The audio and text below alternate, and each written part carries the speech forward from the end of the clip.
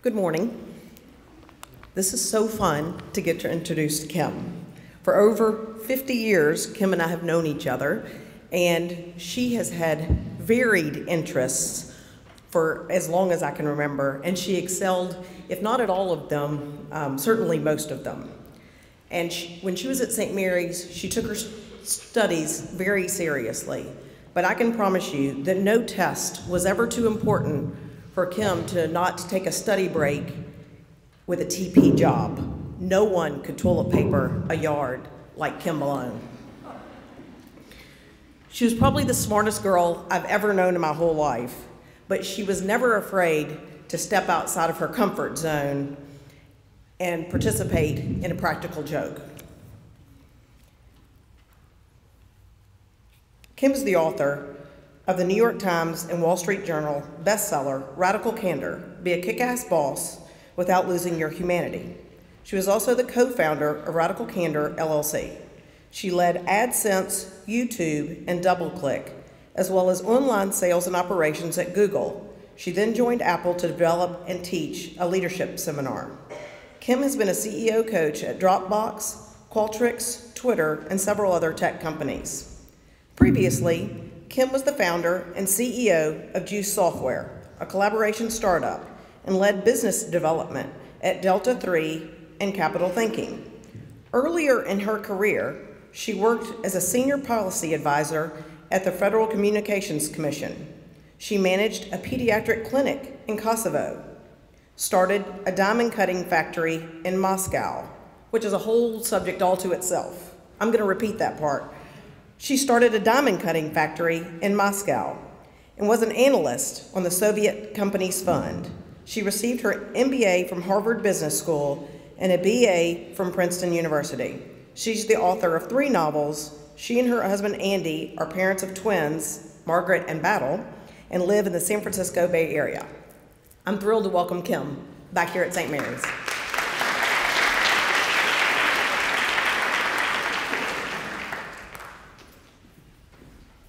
Thank you so much, Jean. It's great to be back here. The idea that I want to talk to you all today about is called radical candor. And so much of it I learned from the people who are in the first 2 rows here. Your teachers here at St. Mary's will teach you a lot about radical candor. And the idea of radical candor is love and truth at the same time. You're going to get some love, but you're going to hear some truth, even if you don't want to. So what I want to do to explain the story is to start by telling you about a time when my boss criticized me in a radically candid way. So I had just started working at Google, and I had to give a presentation to the founders and the CEO about how the AdSense business was doing. And I walked into the room, and in one corner there is Sergey Brin, one of the founders of Google, on an elliptical trainer wearing toe shoes and a bright blue spandex suit of some sort. And there in the other corner is Eric Schmidt, who was CEO at the time, and he's doing his email, and he's so deep in his email, it's like his brain has been plugged into the machine. And like any normal person in this situation, I felt a little bit nervous. How in the world was I supposed to get these people's attention? And luckily for me, the AdSense business was on fire, and when I said how many new customers we had added over the last couple of months, Eric, the CEO, almost fell off his chair. He said, "What did you say? This is incredible. Do you need more marketing dollars? Do you need more engineering resources? What can we do to help you?" So I'm thinking like the meeting's going all right. In fact, I now believe I'm a genius. And so as I was leaving the meeting, I walked past my boss, who was Sheryl Sandberg, and I'm expecting from Sheryl a high five or a pat on the back or something, and instead she says to me, "Why don't you walk back to my office with me?" And I thought, oh wow, I screwed something up, and I'm sure I'm about to hear about it. And Sheryl started the conversation not in a feedback sandwich. I don't know if you all know what that is, but it's the kind of kick me, kiss me, kick me approach to feedback. but not in that kind of way, or kiss me, kick me, kiss me, I think is how it goes. But she seemed to really mean what she was saying. She was telling me about some things in the meeting that had gone well that I wasn't aware of. But of course, at this point, all I wanted to hear about was what I had messed up, what I had done wrong. And eventually, Cheryl said to me, "You said a lot in there. Were you aware of it?" And now I breathed a huge sigh of relief, because if that was all I had done wrong, who really cared when I had a tiger by the tail? And I kind of made this brush-off gesture with my hand, and I said, "Yeah, I know. It's a verbal tic. It's no big deal, really." And then she said to me, "I know a great speech coach, and Google would pay for it. Would you like an introduction?" And once again, I made this brush-off gesture with my hand, and I said, "No, I'm busy. Didn't you hear about all this business growing? I don't have time for a speech coach." And then Cheryl stopped, and she looked me right in the eye, and she said, "I can see when you do that thing with your hand that I'm going to have to be a lot more direct with you. When you say every third word, it makes you sound stupid." Now, she's got my full attention. And some people might say it was mean of Cheryl to say that I sounded stupid. But in fact, it was the kindest thing she could have done for me at that moment in my career. Because if she hadn't told me in just those words, and by the way, if she had been talking to someone else who was maybe a better listener than I was, she wouldn't have had to use those words. But if she hadn't used just those words with me, I would not have gone to see the speech coach.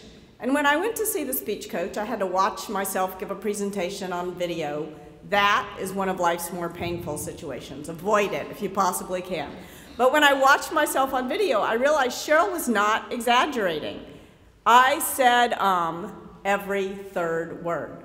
And this was news to me, because I had been giving presentations since St. Mary's, this was where I learned to do it, giving the Honor Council speech. And I thought I was pretty good at it. I had raised millions of dollars for 2 startups giving presentations. It was almost as though I had been walking through my entire life with a giant hunk of spinach between my teeth, and nobody had had the common courtesy to tell me it was there. I could get it out if I knew it was there, but I had to rely on other people to tell me, to give me the feedback. And so this got me to thinking, what was it about Cheryl that made it so seemingly easy for her to tell me? And what was it about, why had nobody else told me? Why was it so hard to tell me this thing? Why had nobody else had the common courtesy to tell me that I had this problem? And when I started to think about Cheryl's management style, I realized in her case, much like in the case of my teachers at St. Mary's, there were 2 things that made it possible for her to tell me something that was hard to hear and still know that she cared about me. One was that she cared about me not just as a professional, not just as an employee, but as a human being. And this is one of the great things about St. Mary's, is you're all learning to care about one another at a very human level. But she never let her concern for my short-term feelings get in the way of something that was important for me to know in the long run. So she was never afraid to challenge directly. So there's 2 things: care personally, challenge directly. It sounds so simple. What is it that could possibly make us go wrong on either dimension? I think the problem with care personally, I think the problem begins right around the time, so I'm giving you fair warning. It begins right around the time you're 18, 19, 20 years old. You'll get your first job, and somebody will walk up to you and say, "Be professional." And for an awful lot of people, when somebody says, "Be professional," they think that means leave your emotions, leave your true identity, leave your humanity, leave everything that's best about you at home, and show up at work like some kind of robot.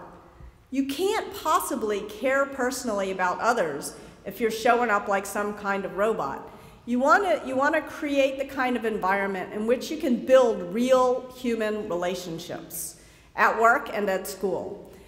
And then what about the challenge directly dimension? Why is it that we are so often afraid to tell someone else something that they'd be better off knowing? Raise of hands. How many of you have a parent who says, If you don't have anything nice to say, don't say anything at all. I know I even sometimes say this to my kids. Okay. Unfortunately, sometimes it's your job to say it. And this is hard. It's very, and this saying, if you don't have anything nice to say, don't say anything at all. And I'm not saying be mean, by the way. I'm saying say the hard thing to say, but say it with love. Say it in a caring way. So this is what knocks us off course on radical candor. Sorry. I'm being told I'm talking too long. So what I want to leave you with is a very simple 2x2 framework that will help guide your conversations to a better place.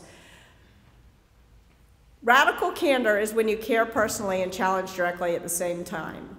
Sometimes we challenge directly, but we forget to show we care. That's obnoxious aggression. Now, I used to call that mistake kind of the a-hole mistake, and because it seemed more direct. And I don't want you to do that, because if you think about it that way, you're going to use this framework as though it's a way to judge other people. And it's not a way to judge other people. It's a way to guide specific conversations to a better, happier place. And very often when we realize we've been obnoxiously aggressive, when we realize that we've been a jerk, what we do is, instead of moving the right direction on the care personally dimension, we just back off our challenge. And we say, oh, it doesn't really matter, I didn't really mean it, but maybe you did really mean it. So you utter the false apology, you're passive aggressive, and we all make this mistake sometimes. That mistake I call manipulative insincerity. And that's the worst mistake of all, and yet we all do it practically every day. I did it just yesterday in the airport. And these are fun to tell stories about. It's fun to tell stories about political behavior or mean, super passive-aggressive behavior. It's fun to tell stories about obnoxious behavior.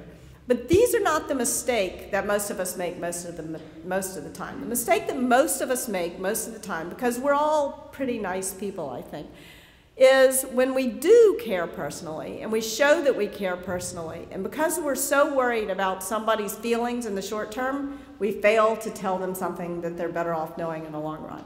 And that mistake I call ruinous empathy. So I hope that this framework will help you have better conversations. It'll help you solicit feedback from each other and from your teachers. Be open to it when you get it unsolicited.